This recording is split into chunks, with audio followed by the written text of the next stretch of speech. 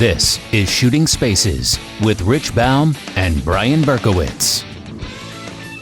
Hello and welcome to Shooting Spaces. This is Brian from New York, and I am flying solo today for now. Rich is running a few minutes late. Hopefully he'll pop in sometime in the middle of this recording, but if he doesn't, then you got me today.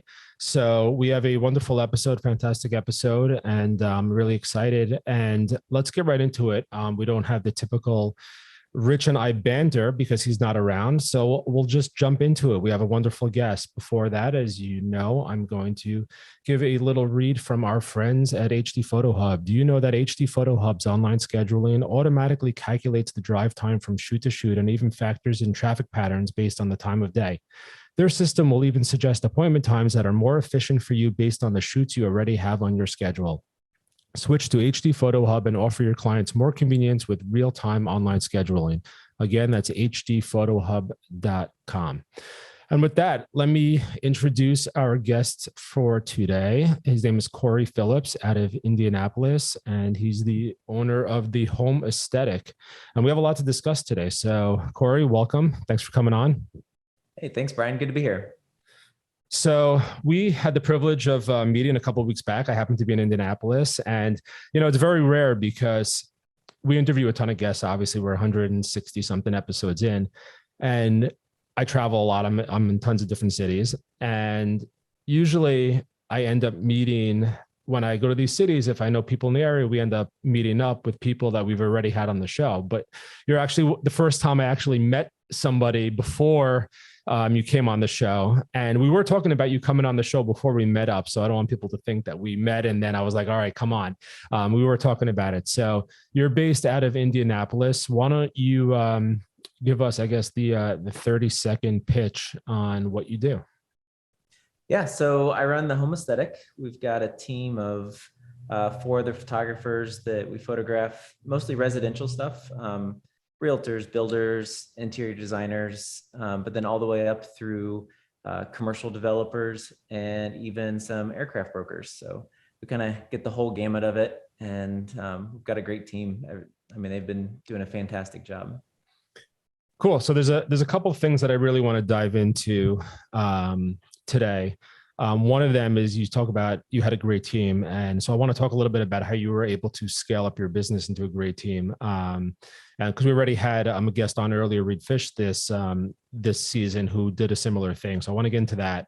And I also want to take time talking about that aviation photography, that you just spoke about, because that's pretty cool. And we had a little bit of a conversation with that when we met. But that being said, let's take a step back and just talk about you and how you got started in photography and a little bit of your background. Yeah, so I started back in 2009. My wife and we started a wedding photography business. We like everyone else. Yeah, I know. It seems like it's the gateway drug to photography. Yeah, exactly. So yeah, we started off as weddings. We did great. We loved it. And then about maybe 5 or 6 years in, we kind of started exploring some other things, and we were wondering about different ways that we could create a second line of income, something to maybe a fallback option. And back in 2014, a realtor approached us and just asked if we would be interested in shooting one of their listings. They said if we could photograph weddings, we could probably figure out how to shoot a house. And so we did. It was awful. Because everyone thinks it's that easy. Right. I quickly realized it wasn't. But I kind of dove in. I liked it because, there were no drunken groomsmen, no, big parties or anything like that. It was much more my speed. No one talking back to you. Do what? No one talking back to you. Exactly. Just me in an empty house most of the time. No mother-in-laws to deal with. No. Yeah. And so it was a welcome reprieve, and from all the craziness of the stress that's in a wedding. So we got into that and kind of dove in, learned as much as I could about it as quickly as I could. And by 2016, we had hired our first full-time employee. And so 2014, you started your real estate business. Was it like an instant decision? Like, all right, we're done with weddings. After your first shoot, we got to do this. The reason I ask, sorry for interrupting, is because, Yeah. when you're doing a wedding, you got a couple $1,000 contract, whatever the case is, and you go out and you do a home, and especially when you're starting 100, 150, maybe $200. So, you're making at least a 10th or a 20th of what you're used to making. So it's not that enticing. No, that part of it was not. Once we got in, like once I did a few of them, at first the main goal was just, hey, this is a sideline income. If I do five or six a week, because weddings, it's on the weekends, and we were kind of on the higher end of weddings. So we were only doing maybe 20 weddings a year. Mm-hmm. So it was kind of if we could make, an extra $1,000 a week, just shooting some real estate here and there, we thought that'd be a good idea. And then as we got into it, we're like, this is something we could scale. Like, these are skills that, like with a wedding, everything's so subjective. It's really hard to create a set of guidelines that you could give to somebody else and they produce the same work you do. But with houses, we found that, we can train people to do that. So then we were kind of like, maybe if we train other people, we can let them shoot it, and then we could still do weddings. So we still did weddings up until 2000. When was the pandemic? 2018, 19? Early 2020. Okay, so 2019 is when we retired from weddings. Yeah, so about a year after me. No looking back, huh? Yeah. Don't miss it. No looking back. We're done. So you had intentions from the beginning of scaling it into a big business. You never wanted to just try it and see where it was. Yeah, so like with weddings, it was, our brand was Cory and Jackie. So if we didn't show up, people would be upset. And with the home aesthetic, we purposefully branded it. We never branded it under our names. It was always the home aesthetic. And it was just, we loved the idea of being able to have income that comes in that we don't have to show up and do something for, or at least not like physically on the shoot. Not that we don't work. Cool. So let's dive into that, scaling up your business. And, we had Reed Fish on earlier in the season, so people learned a little bit about that. So it'd actually be cool to see how you built your business. He was a little bit different. He essentially ended up merging with one of his competitors and just building the biggest empire where he lived. But obviously you have a different story. So, this is going to be a topic of PMRE. I know Brandon said that he wants to be big on scaling up your business this year, which is why Reed will be presenting. And I think it's huge. I spoke to a few photographers that I know that are looking to do that this year because there's burnout.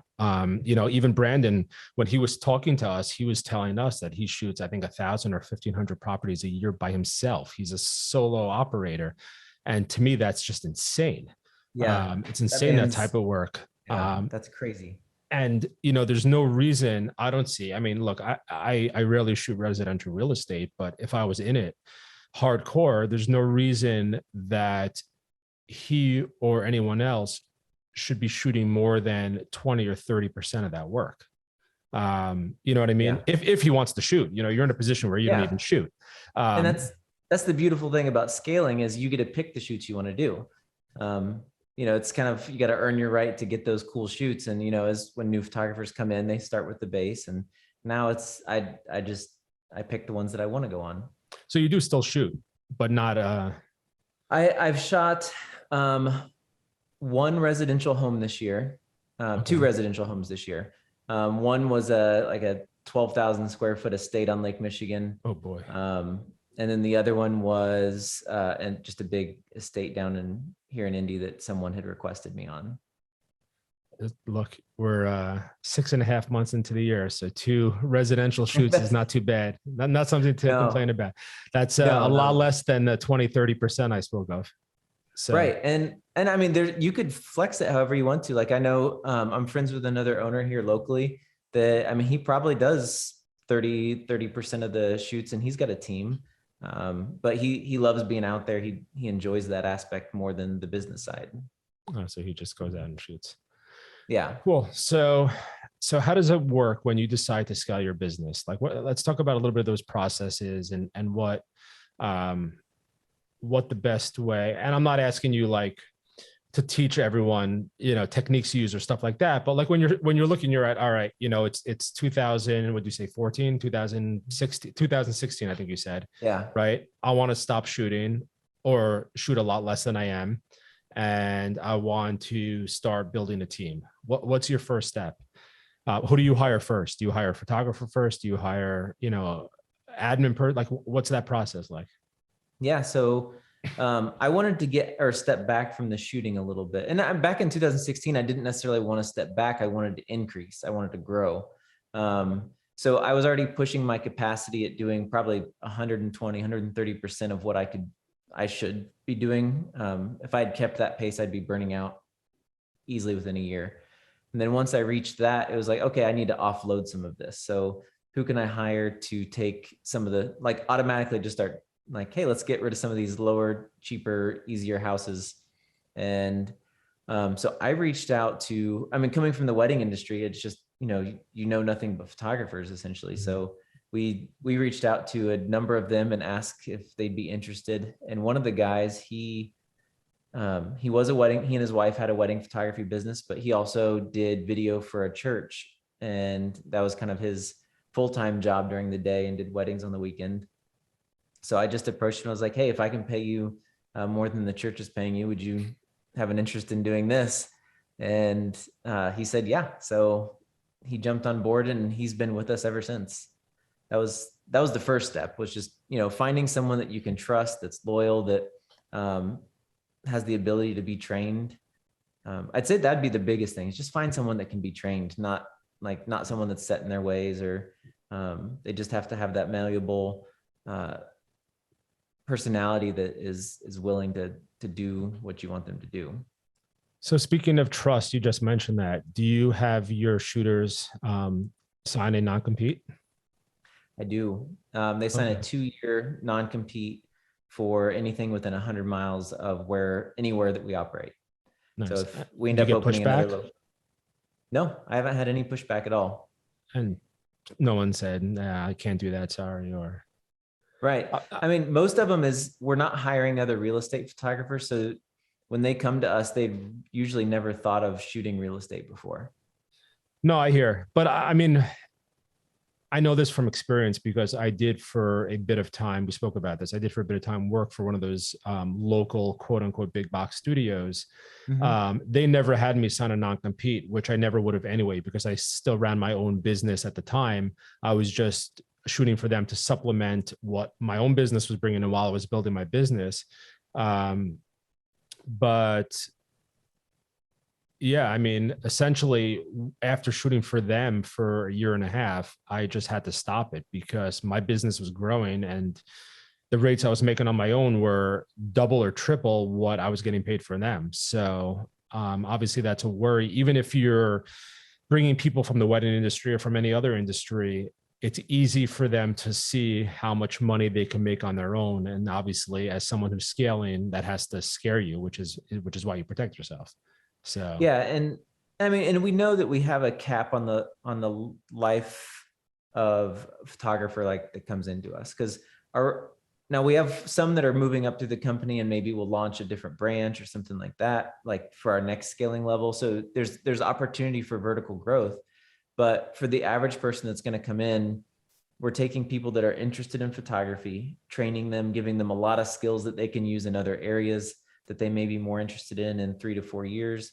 And I would anticipate that our average lifespan of an employee would be, but our goal is at minimum 2 years and ideally 5 years. If we can get that, then it's been a really great thing. Hopefully we've given them a lot of stuff that they can go on for whatever their passion is, aside from real estate photography. Hey, look, you know what? Some people have the passion for that. There are people that shoot 1,000 homes a year and love it. Yeah. And look, you know what, when I was doing it, I was loving it, but I never shot 1,000 homes a year. That just wasn't, I just, I hustle, as most people know, I shoot all over the place, but to shoot, 20 homes a week, I just don't have that in me. I would wear myself out in 2 years. I would be done. No, I would have a nervous breakdown. So people can do it. They're great. And that's where, I did that for probably 4 years, where we were shooting that amount of homes. And it's just, it's unsustainable for an individual. I mean, in the industry you have, I mean, realtors, we love them, but they can be needy. And you're just getting requests at all hours. And unless you set up boundaries and, kind of help build that team, it's really difficult. I saw that thing flying on your head. I know, that's driving me nuts. I see you like swatting. We have a guy installing irrigation today, and we had the doors open, so I think a fly or two got in, and it's gonna bug people that are not watching on YouTube and have no idea what we're talking about. Yeah. Anyway, so you hire your first photographer.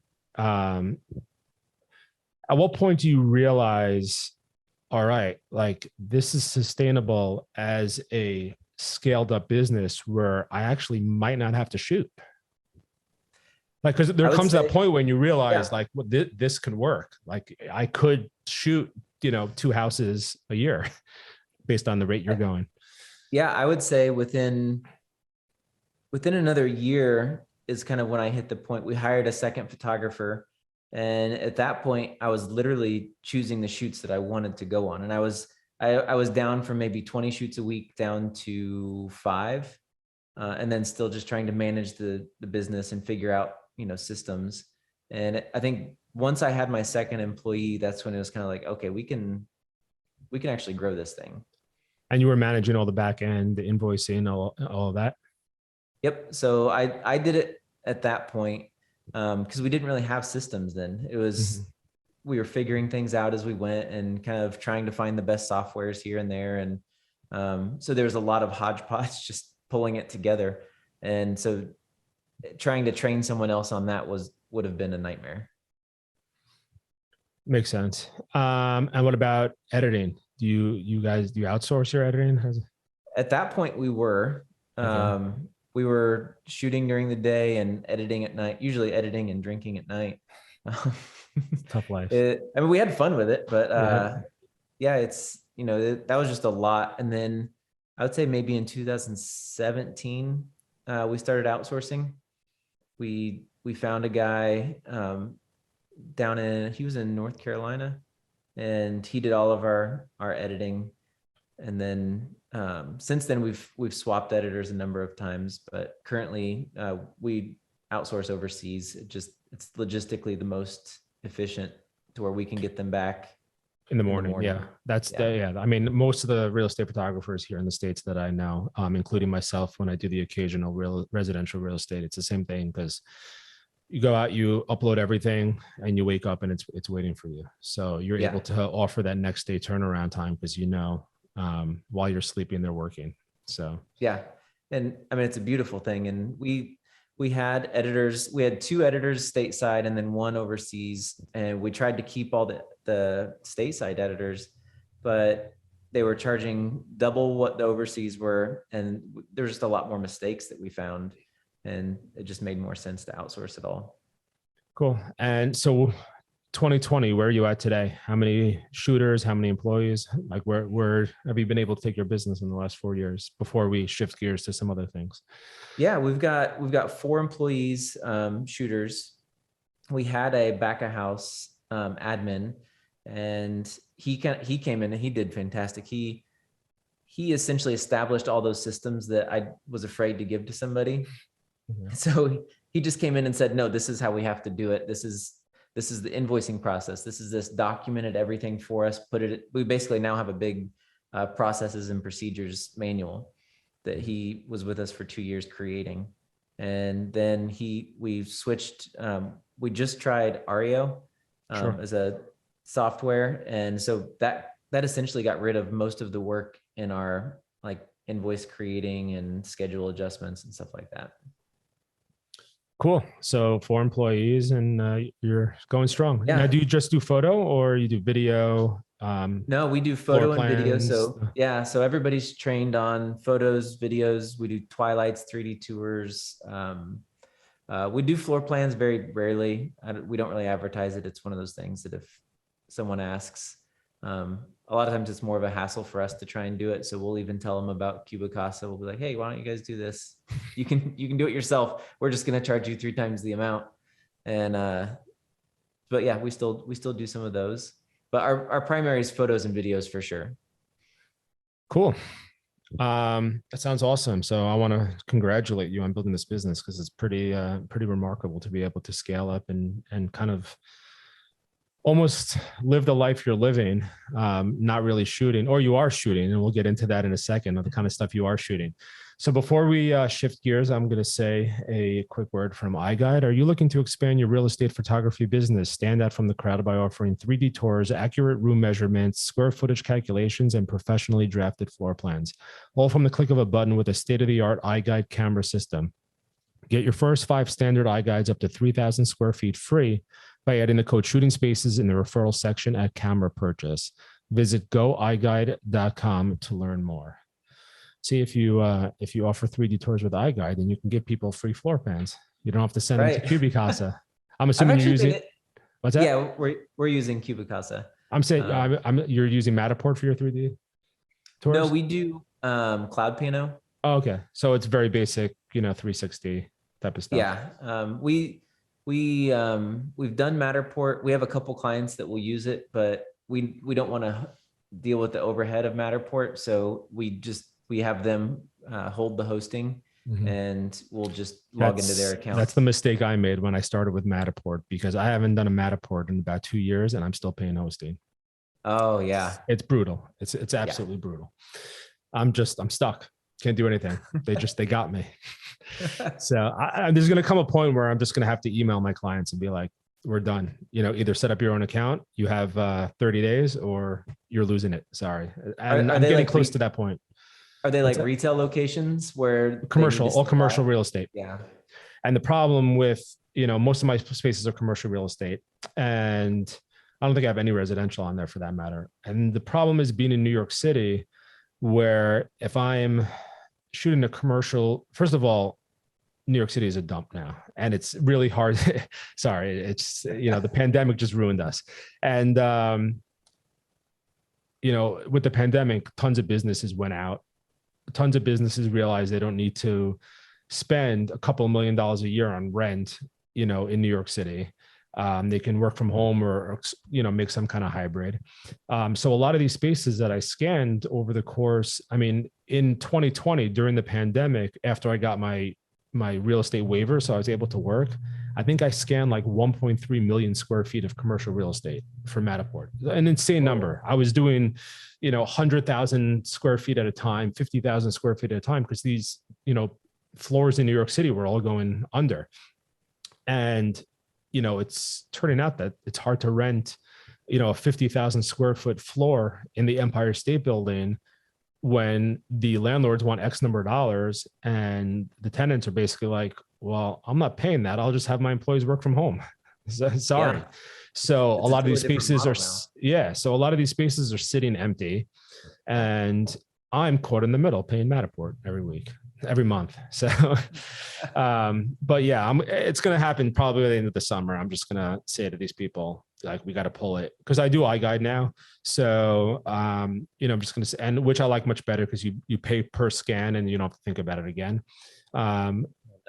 Yeah. So I'm just going to say to them, look, it's been on here for, I charge them hosting. So it's not like I'm not making the money. It's covering me, but it's just a pain in the ass.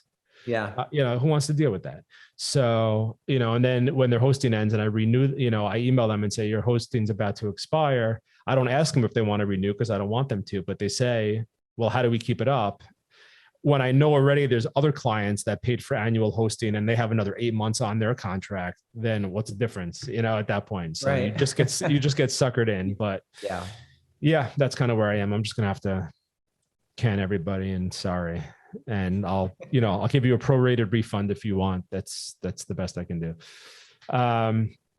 Anyway, so let's go into a little bit of your aviation photography, because this really piqued my interest when we were talking our eating and drinking in my hotel that night, which was an awesome hotel. I want to thank you for the recommendation. If anyone's ever in Indianapolis, go to the Ironworks. It was really cool, very rustic, grungy type of brick wall look. Really nice. So you travel all over the country shooting airplanes. Yeah. essentially.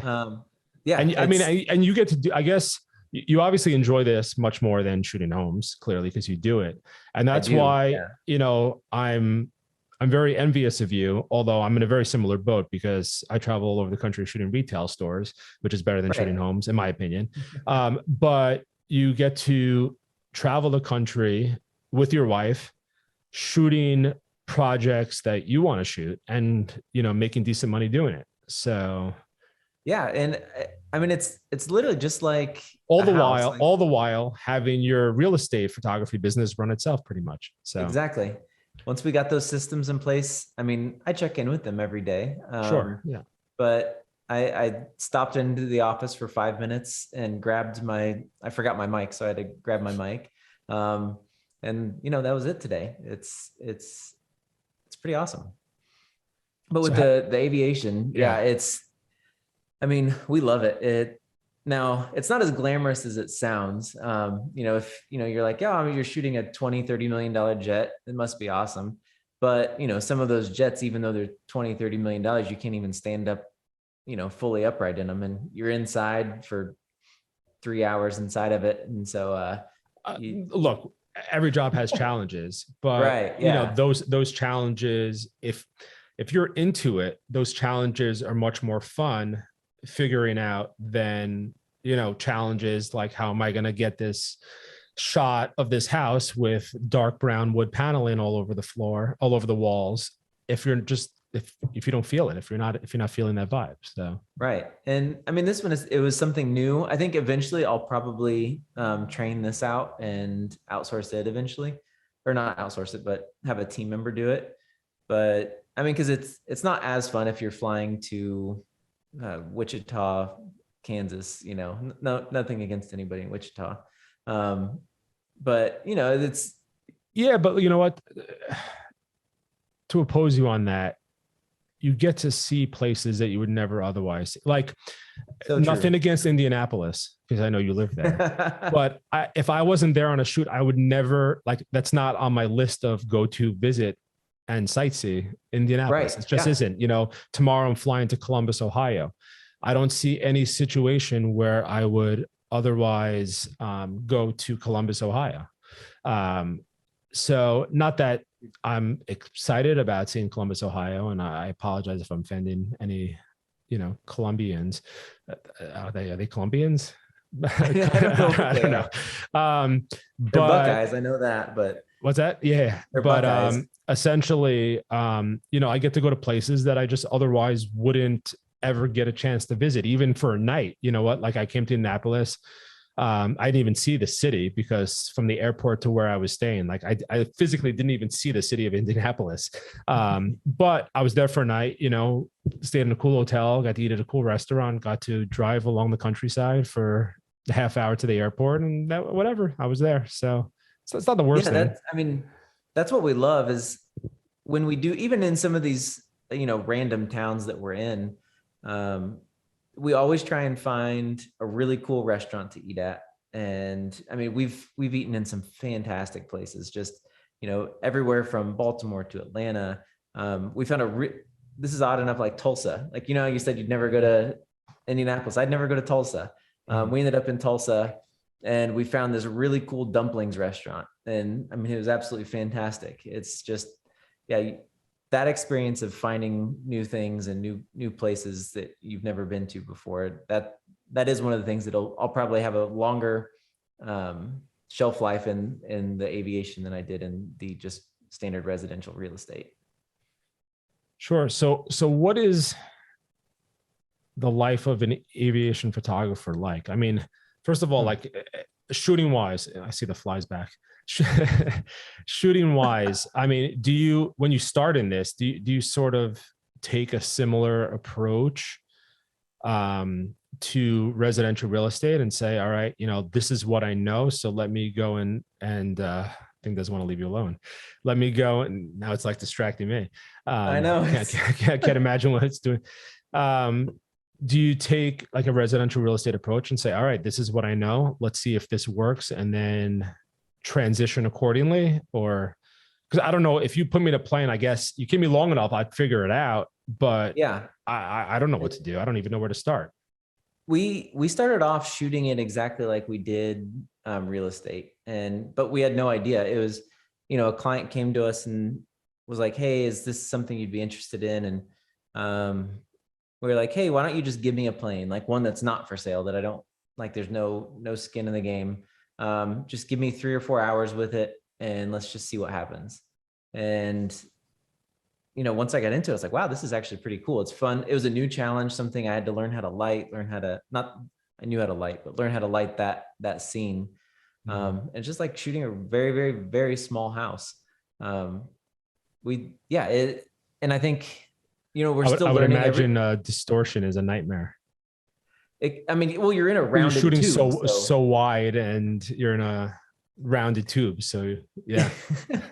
Yeah, it's got the built-in fisheye effect just as it is. Yeah, exactly. But yeah, I shoot most of them at I probably don't go wider than 17. So a lot of times I'll zoom into 24, especially on the bigger planes where you have space. They don't need to necessarily see every inch of it. They need to get the feel of it. So I would say it's more similar to shooting a hotel room, to where you don't necessarily have to show the whole thing.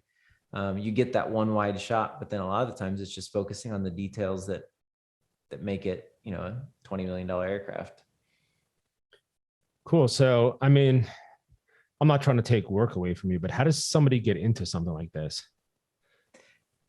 That's a good question. You honestly, said you were approached, so, it sort of happened by accident. And, yeah, speaking to people over the 160 plus episodes that we have, it seems that a lot of people, or a lot of photographers, I should say, that do what we do, got into it by accident. That was my story. It seems like that was your story. It seems like that's a lot of people's story. We come from other genres, wedding.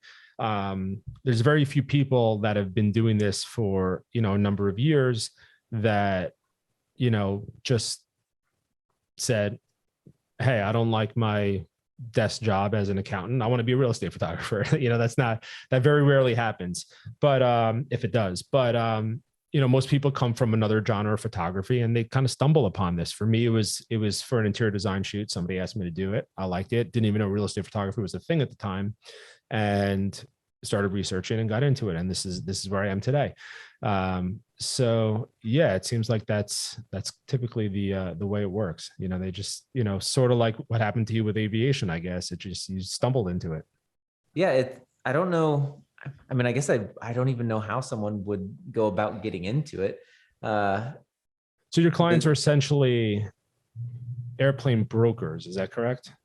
Correct. They acquire and sell aircraft for mostly small to medium-sized businesses, or some large businesses, but anyone that really needs a private airplane, they're the ones that you would go through to get it. And there's brokers out there all across the US. That's where I would start, is you approach them.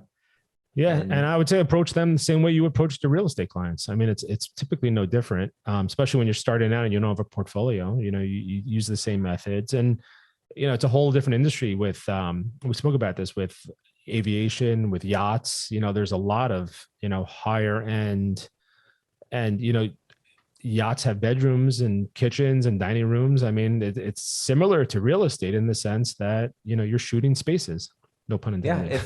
If you can shoot a house, I guarantee you can shoot an airplane or a yacht, and you just have to be good with logistics. As flying across the country and managing flights, and with the airplanes and yachts, you have weather, stuff like that to deal with. So as long as you're good handling that and traveling with all your stuff, if you can do real estate, I definitely think you can do aviation. I'm not going to say it's easy, but it's cool. And I think it's a worthwhile adventure to jump into. Yeah, it's different. And I don't know many people that do. I guess the quantity of airplanes that sell is much less than houses, so there's probably fewer out there. Yeah, well, I think that makes it, better for you, and for a few people that even want to dive into it.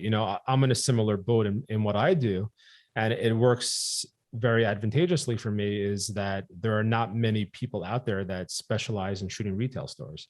And there's a lot of commercial architecture photographers and all that, but there's there's a science behind shooting retail stores. I'm not even talking about the technical side of the actual shooting, but just, the amount of time you're given to shoot on site, logistics, like we spoke about, flights and this and that's a pain. We were talking right before we went on the air, my shoot for Thursday just got pushed to Friday, a day. Literally, it happened an hour. And the first 20 minutes we were chatting before we started recording, I was chatting with the Delta rep trying to change my flight. So it's those type of things. And it's just learning the business from the other side. I mean, you probably know a lot more than your average person about aviation brokerage because you're in the business, Right. So, and yeah, I think a lot of it is, just being able to be flexible, and understand that. I mean, just like with houses, you have a realtor who, has needs, and then you have the homeowner that has needs. Well, in the aviation industry, you have the broker, you have the FBO, like the fixed base operations, the airport. And then on top of that, you have the owner of the airplane and that you're dealing with. And I mean, it's like, I've had flights booked to, South Carolina, and then they call me 18 hours before, and they're like, hey, the owner wants to go to Naples. So you need to change your flight and, go shoot in Naples instead. Or the aircraft broke down in, New Mexico. You got to fly out there to shoot it. So there's a lot of that. It happens. I mean, like it literally just happened. I was already checked in for my flight tomorrow, and I got the email that it's being pushed today. Am I available? And I had to postpone another shoot I had that day till next week to accommodate them. And like you said, yeah, just being accommodating, because those things go a long way. And I'd rather be super accommodating to, a big brand client that's paying me a lot more money than my local architect, who is very flexible. If he said, no, I need it that day, I would have told Gucci, sorry, like it is what it is. And they would have been okay with it. But he happened to be super flexible. And from my standpoint, they look like I'm being super flexible to them and working with them. So, those type of things go a long way, which is, I guess, at the end of the day, just relationship building. So, yeah. And I think that's how you build brand loyalty. Like they're going to continue to come back and use you if it's easy to work with you. Right. Exactly. Okay. So we're running low on time. So as we sign off, I want to talk a little bit about what you have coming up and what you were sort of doing last week. For those that don't know, it was last week when we're recording. This is not going to air for a few weeks. So maybe last month, maybe. So you had a series of 1 hour workshops 3 days in a row, and correct me if I'm wrong, because I want to make sure I get this across properly.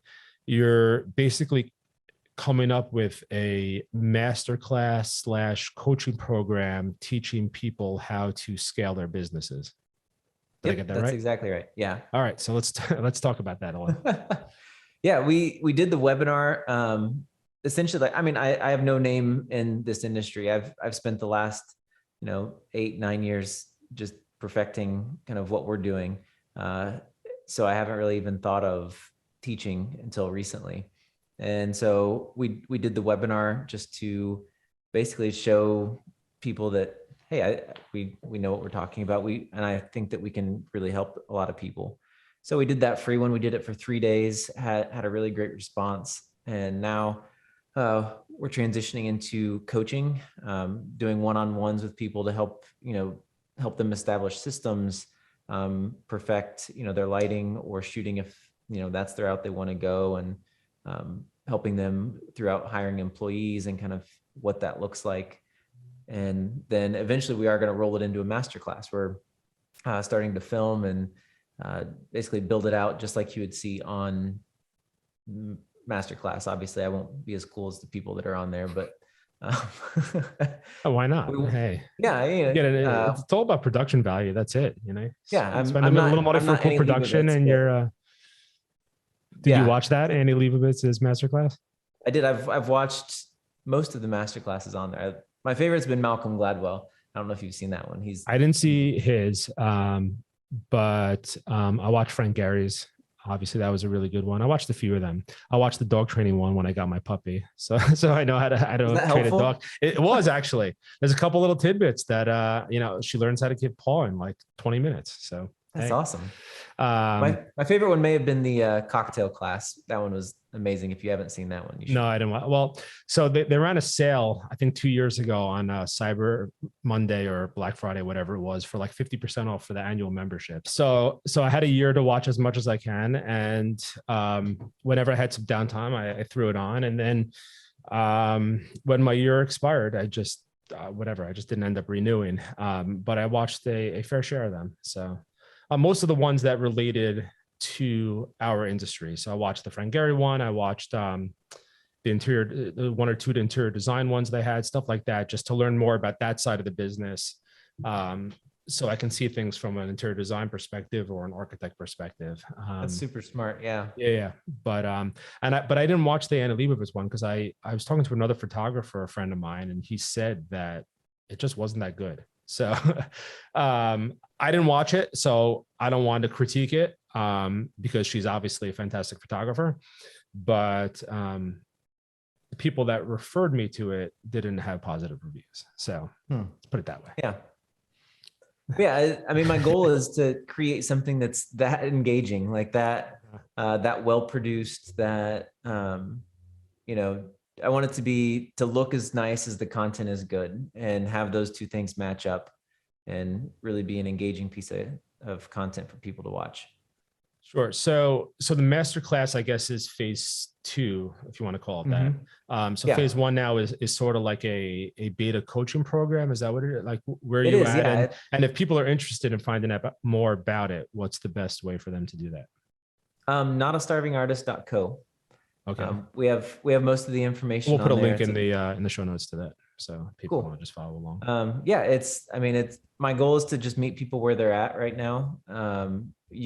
We're going to offer everything from just one-on-one, like hour sessions, to where, there's a lot of times you have questions about a situation with a realtor or something like that, and you don't want to weed through all the responses in a Facebook post, or that are most of the time garbage anyway. Right. Exactly. Like, if you just like, hey, I have this issue that I need help overcoming, I need an hour. We're doing consulting like that. And then we're doing full on like one-on-one mentorships, to where we take someone from, like, we met with a guy last week who's killing it on the business side, but he just needs to know, like, how do I build systems and processes to scale out a team? So that things like that as well. Cool. So notastarvingartist.co. And I don't know, as we wrap up, I don't know if we initially even mentioned your website for your real estate business, but it's called The Home Aesthetic, and thehomeaesthetic.com, right? Yes. Just don't ask me to spell aesthetic. It's a tricky Just one. Google how to spell aesthetic and put it after the home. Simple as Yeah. that. And are you the same thing on Instagram or anywhere else, Facebook, if people want to kind of see where you're at? They're the same handles. Our Instagram's even notastarvingartist.co, and Home Aesthetic's just the Home Aesthetic. Cool. And like I said, we'll put everything in the show notes if people want to find it a little bit easier and look you up and get in touch. Before I say goodbye, I'm going to say a last final word from our friends at PhotoUp. Are you fed up with the inconsistency and poor communication from your current editing company? PhotoUp is changing the way traditional outsourcing is done by allowing you to work directly with experienced editors on our team. Work one-on-one with a dedicated editor who will learn your style and preferences, so you never have to worry about inconsistent edits ever again. Head over to photoup.net/shooting spaces to sign up for an account and test out 3 different editors for free.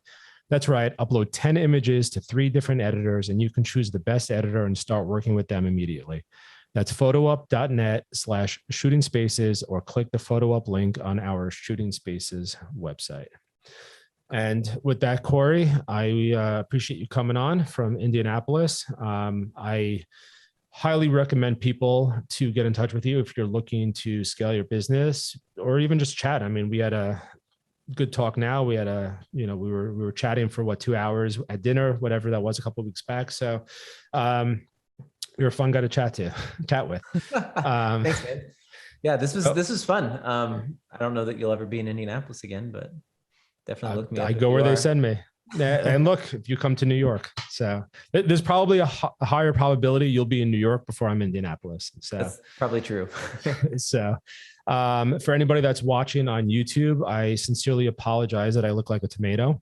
For those who do not see me, I'm bright red. I don't know why. Maybe because I'm recording in the middle of the day, but Cory can attest to that.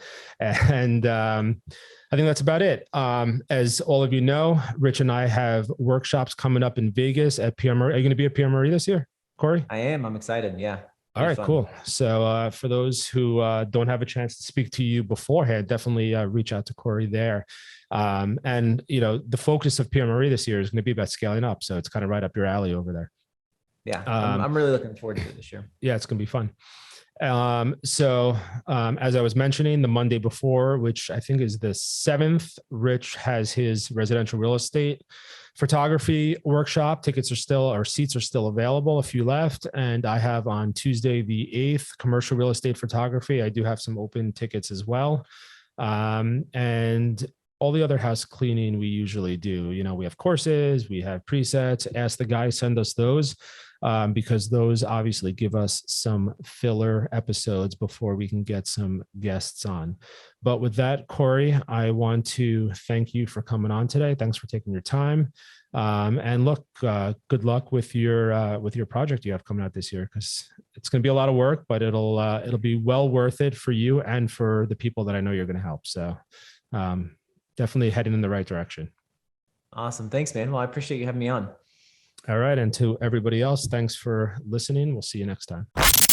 This has been Shooting Spaces. For more episodes, visit shootingspacespodcast.com and visit our education site at shootingspaces.net.